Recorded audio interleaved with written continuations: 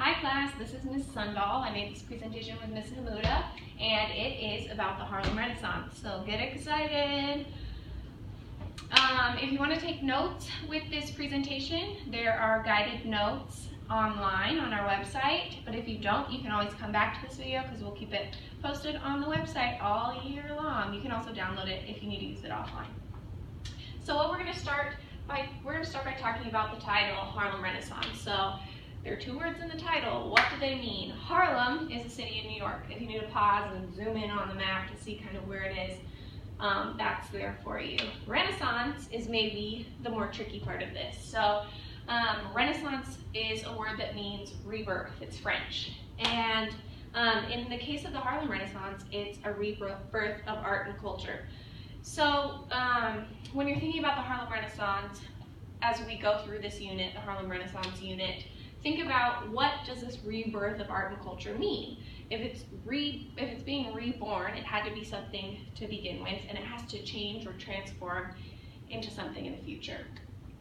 Also, just keep in mind other times that are referred to using the term Renaissance. So if there are other things that come into your head when thinking about Renaissance, keep those in mind and try to kind of contrast the similarities and differences between what you know as a Renaissance and the Harlem Renaissance.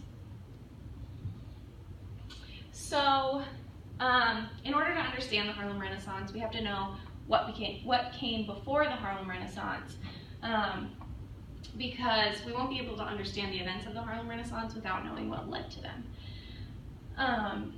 So after the Civil War Reconstruction period ended in 1876, the segregation policies known as Jim Crow were put into place. So Jim Crow came into place because after black people were freed after the Civil War, white people were afraid that they were going to lose their dominant position in society, and so they introduced Jim Crow laws in order to subjugate black people and segregate them from white people in society.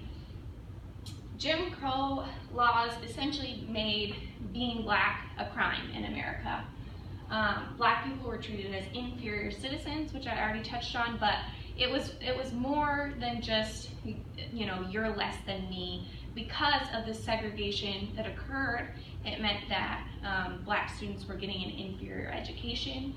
It meant that black men and women were not getting access to the same jobs as white people, and one of the only jobs that black people could get in America in the South was a sharecropping job, and this made them essentially slaves to white landowners, because sharecropping meant that they were farming on white landowners' land and buying all their supplies from white landowners and going into debt with white landowners.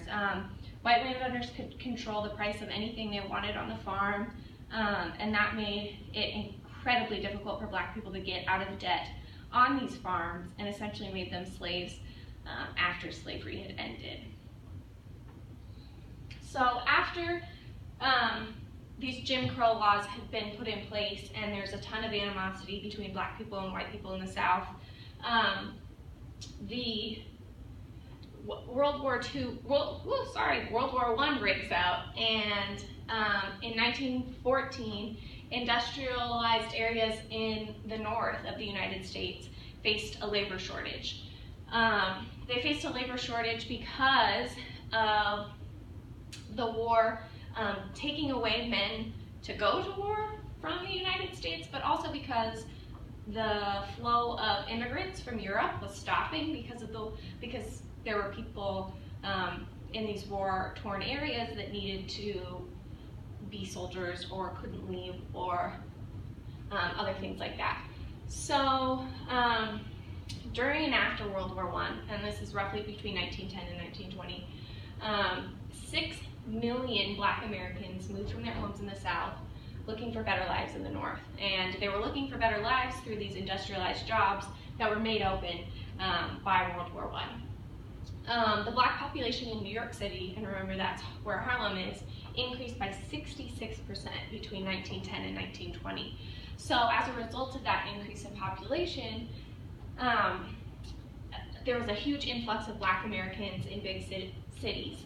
However, in the North, racism isn't gone. So although it's not as bad as the South, and Jim Crow laws aren't extreme, if there are any in the North, there's still racism that exists, along with the fact that there's a huge influx of Black Americans in the northern United States, means that Black Americans are creating their own communities within these larger cities. So this is where Black art and Black culture can